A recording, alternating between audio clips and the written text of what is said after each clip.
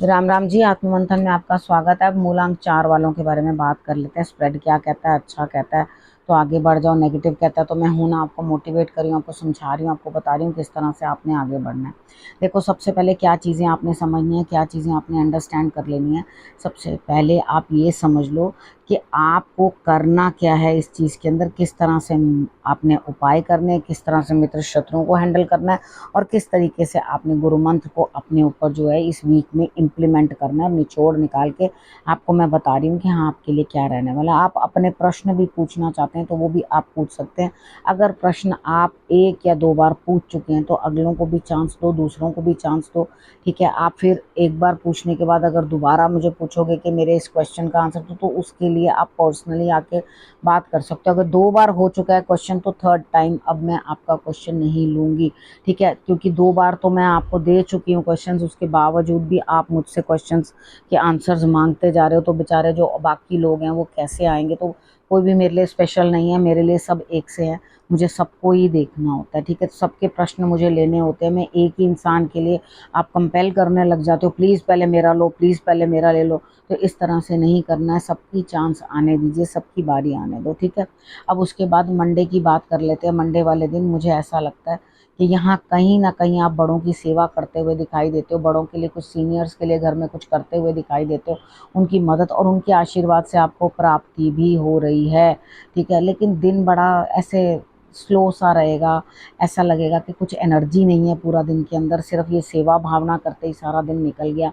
यानी कि आप कुछ मज़ा आएगा नहीं पूरे दिन के अंदर। तो आपने शंकर भगवान को जल अर्पण कर देना है और सफ़ेद पुष्प अर्पण कर देना है, तो आपके लिए रिजल्ट सही रहेगा। ट्यूसडे की बात कर लेते हैं। ट्यूसडे वाले दिन मुझे ऐसा लगता है यहाँ स्थिति कुछ इस तरह की बनती हुई दिखाई देती है आपकी कि यहाँ आप कहीं ना कहीं जो है जाते हुए दिखाई देते हो। और उसके बाद आपके लिए एक अच्छा दिन भी, यानी कि आपको बहुत मज़ा आएगा, आपको बहुत अच्छा लगेगा। ये ट्रैवल आपके लिए बुरी नहीं रहेगी, आपको बहुत अच्छा लगेगा कि भाई मैं जिस चीज़ के लिए गया हूँ या गई हूँ उस चीज़ के अंदर मुझे अचीवमेंट मिली है, कुछ रास्ता सूझा, कुछ रास्ता दिखा।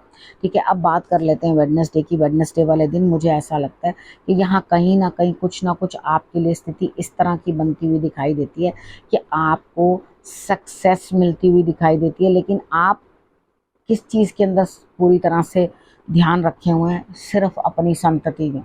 आपका ध्यान सिर्फ अपने संतान के अंदर है, मैं उसके लिए ये कर दूं, मैं उसके लिए वो कर दूं, मैं उसके लिए ये कर दूं।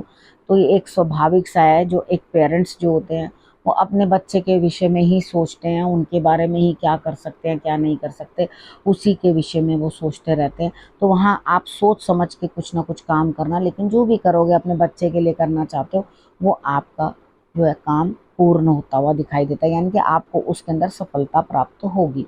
ठीक, अब उसके बाद बात कर लेते हैं थर्सडे की। थर्सडे वाले दिन मुझे ऐसा लगता है यहाँ स्थिति कुछ ऐसी है कि आपके लिए कुछ ना कुछ जो है काम टल रहे हैं। यानी कि आप रौब तो जमा रहे हो, काम करवाने के लिए आप खूब अच्छी तरह से दिखा तो रहे हो कि हाँ ये काम होना है, ये काम करना है, लेकिन हो क्या रहा है, वो काम टल रहा है। आपको लग रहा है कि मैं थोड़ा वो दिखाऊंगी, डोमिनेशन दिखाऊंगी या दिखाऊंगा तो ये मेरा काम हो जाएगा, लेकिन यहाँ पे होगा नहीं, ये काम आपका टल जाएगा। यानी कि आज नहीं हो पाएगा, कितनी भी जल्दबाजी मचा लो, कितना भी रोब जमा लो, ये काम आज होता हुआ दिखाई नहीं देता, ये काम आज के दिन टल जाएगा आपका। उसके बाद फ्राइडे की बात कर लेते हैं। फ्राइडे वाले दिन मन अच्छा नहीं है, कहीं से अच्छा लग नहीं रहा, ऐसे लग रहा है कि मैं करूं तो करूं कि आगे कुआं पीछे खाई। मन रोने को कर रहा है, मन चाह रहा है कि मैं इतना फूट फूट के रोऊं कि बस अपना दुख किसको व्यक्त कर दूं, लेकिन व्यक्त भी मत करो क्योंकि आपका दुख सुनने वाला ही कोई नहीं है। अब आपके आंसुओं से किसी को कोई फर्क नहीं पड़ता, यहाँ पर ऐसा कार्ड दिखा रहा है। यानी कि दूसरे तो इंतजार कर रहे हैं कब तुम्हारा तमाशा बने और कब वो तुम्हारा तमाशा देखें।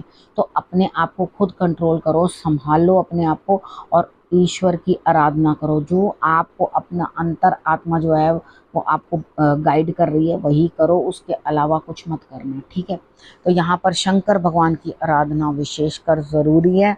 दही जो है आपने शंकर भगवान पे अर्पण करना, थोड़ा सा पानी के अंदर घोल लेना और घोलने के बाद उसको जो है शंकर भगवान पे अर्पण कर देना। वो अर्पण करके वहीं छोड़ मत देना। ठीक है, उसके बाद आपने अच्छे तरीके से जो है उसे वॉश कर लेना है। समझ गए? अब उसके बाद बात कर लेते हैं सैटरडे की। सैटरडे वाले दिन मुझे ऐसा लगता है यहाँ पर स्थिति कुछ आपकी इस तरह की बनती हुई दिखाई देती है कि यहाँ कहीं ना कहीं जो है आपके लिए खतरा, यानी कि जिस तरह से एक्सपेक्ट किया था कि काम होगा वैसा हो नहीं रहा।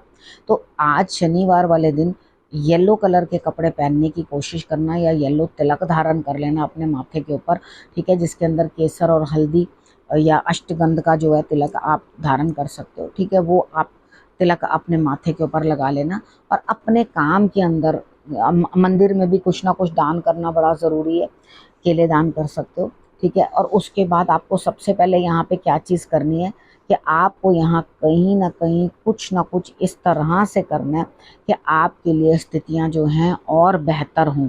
यानी कि जो चीज़ के लिए आपको गड़बड़ दिख रही है उधर आप अपनी ऊर्जा, अपनी क्रिएटिविटी वो सब लगाकर उस चीज़ को ठीक कर सकते हो, ठीक है। यानी कि डेंटिंग पेंटिंग कर सकते हो उस फील्ड को, वहाँ पर जाकर आप अच्छी तरह से चीज़ों को ठीक कर सकते हो। तो उसी में ही अपना ध्यान जो है वो लगाओ।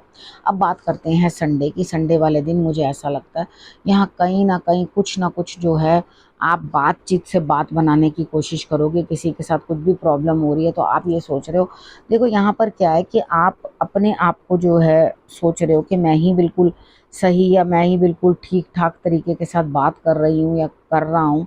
लेकिन यहाँ पर क्या है कि बातचीत करने से आपको जो उनकी बातें बुरी लगी हैं वो थोड़ी ठीक होंगी। बस स्टमक में थोड़ी गैस्ट्रिक प्रॉब्लम हो सकती है, उसके कारण सर भी भारी हो सकता है आपका।